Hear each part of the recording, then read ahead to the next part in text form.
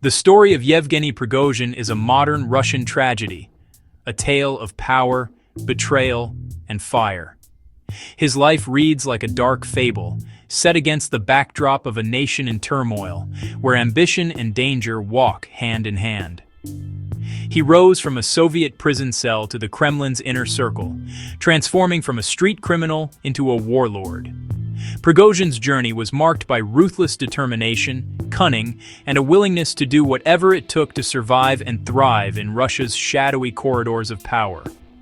Through ambition and loyalty, he became one of Russia's most feared men, leading the Wagner Group, Moscow's secret army. This private force fought battles far from the public eye, carrying out missions the government could never officially acknowledge. For years, he was Putin's ghost, fighting wars the Kremlin denied. In the shadows, Prigozhin's influence grew, his name whispered in fear and awe across continents where Wagner's presence was felt. But the war in Ukraine changed everything, turning Prigozhin into a public figure and a populist critic of Russia's military failures. He stepped into the spotlight, openly challenging the very generals he once served and capturing the attention of a restless nation. His anger exploded in 2023 when he turned his army against his own masters, marching toward Moscow and shaking Putin's regime. The world watched in disbelief as a private warlord dared to defy the Kremlin itself. The rebellion was brief, but exposed cracks in the Kremlin's power. For a moment, the unthinkable seemed possible. The mighty Russian state brought to its knees by one of its own creations.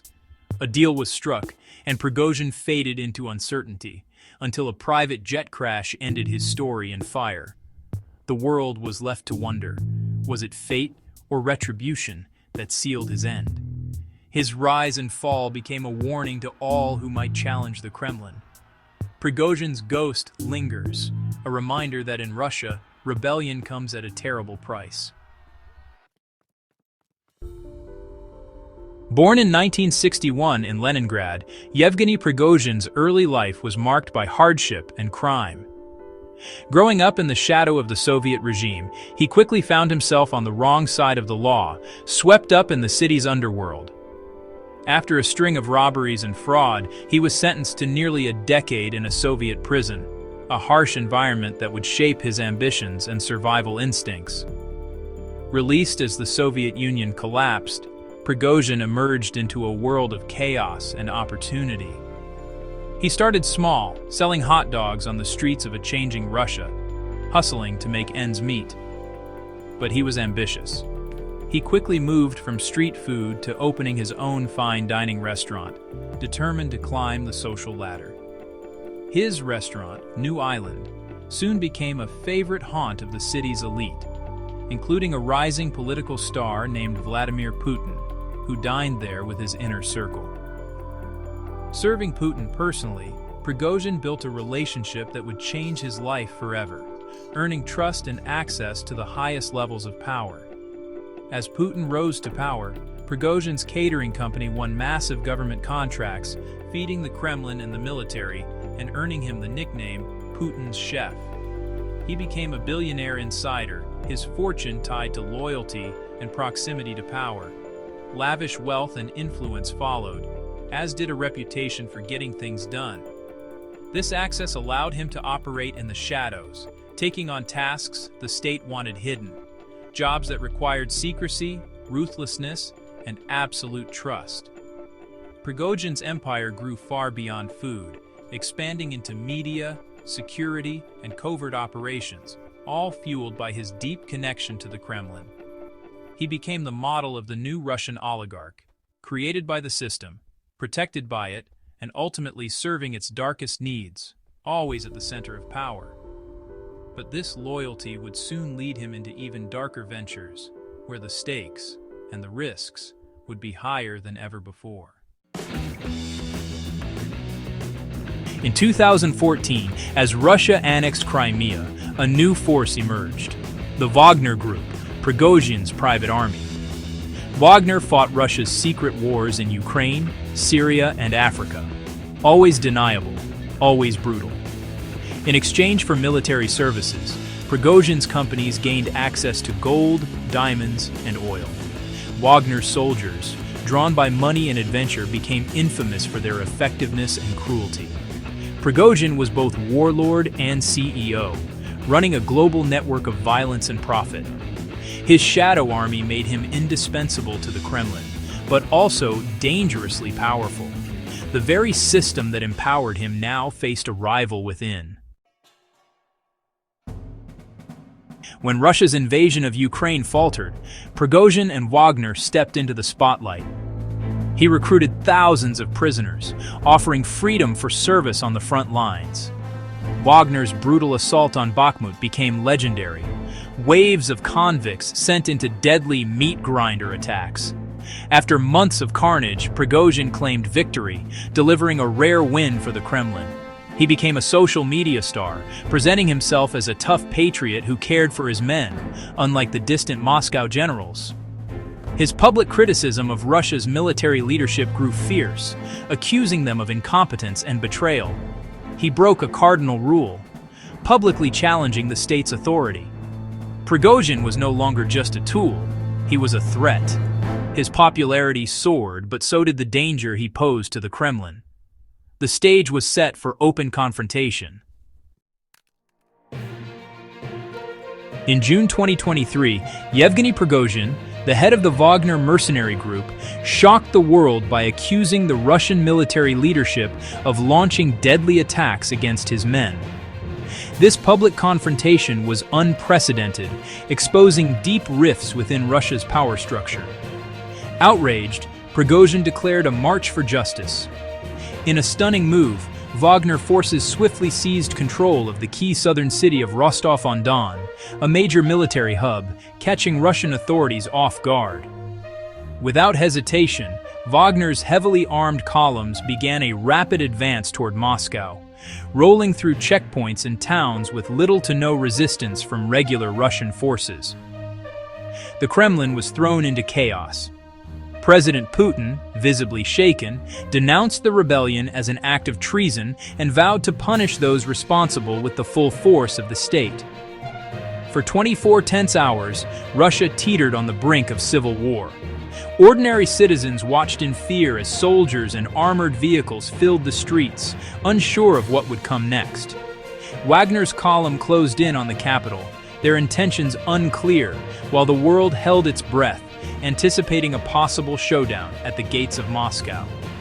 Then, in a dramatic twist, Prigozhin abruptly called off the advance, ordering his fighters to halt just short of Moscow.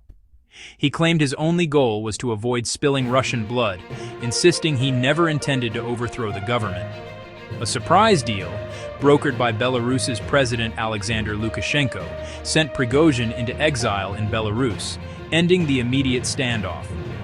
In exchange, the Kremlin dropped mutiny charges against Prigozhin and his men.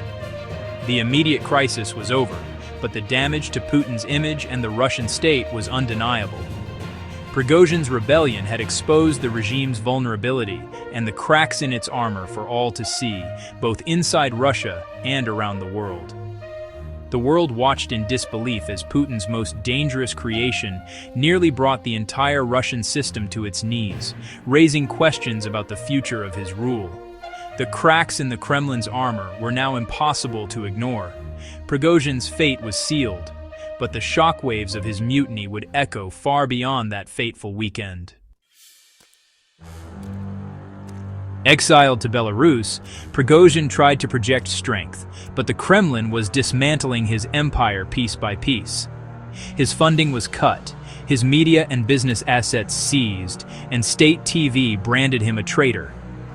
Security forces raided his mansion, parading his wealth and disguises for the public.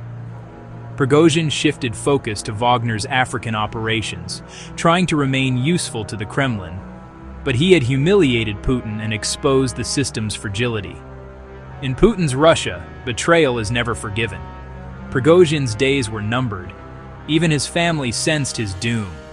He had gambled everything and survived the mutiny. But the final price had yet to be paid.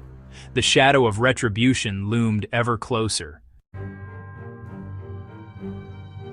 On August 23, 2023, exactly 2 months after his mutiny, Prigozhin boarded a private jet to St. Petersburg. With him were Wagner's top commanders, the core of his empire. Mid-flight, the plane suddenly crashed in a fiery explosion, killing all on board. Rumors swirled, but genetic tests confirmed Prigozhin's death. The Kremlin denied involvement, but few believed it was an accident. Western intelligence pointed to a deliberate explosion, a public execution for treason. The timing was coldly calculated. His empire dismantled, then he was eliminated. The fiery crash sent a brutal message to Russia's elite. Betrayal would be met with deadly force. The ghost of rebellion was exorcised in the most violent way. Prigozhin's rise and fall revealed deep cracks in Putin's Russia.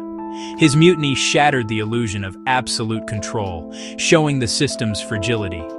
The sight of a private army seizing a city and advancing on Moscow exposed divisions within the military and security services.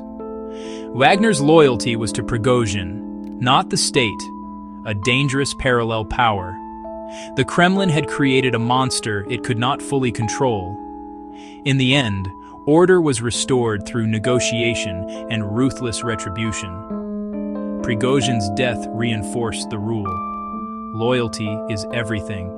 Betrayal is fatal. But the doubts he raised about the regime's stability remain unresolved. Prigozhin's legacy is as brutal as his life. He rose from prison to become Putin's chef, then a warlord commanding a mercenary empire. His story is a lesson in ambition and the dangers of challenging the system that made you. Empowered by battlefield success, he believed he could force change, but miscalculated his support. His rebellion failed, his empire was dismantled, and he died violently. Wagner was fractured and absorbed by the state. His family sidelined. The system that created him simply swallowed him up. Prigozhin's ghost haunts Russia. A monster made by the Kremlin, destroyed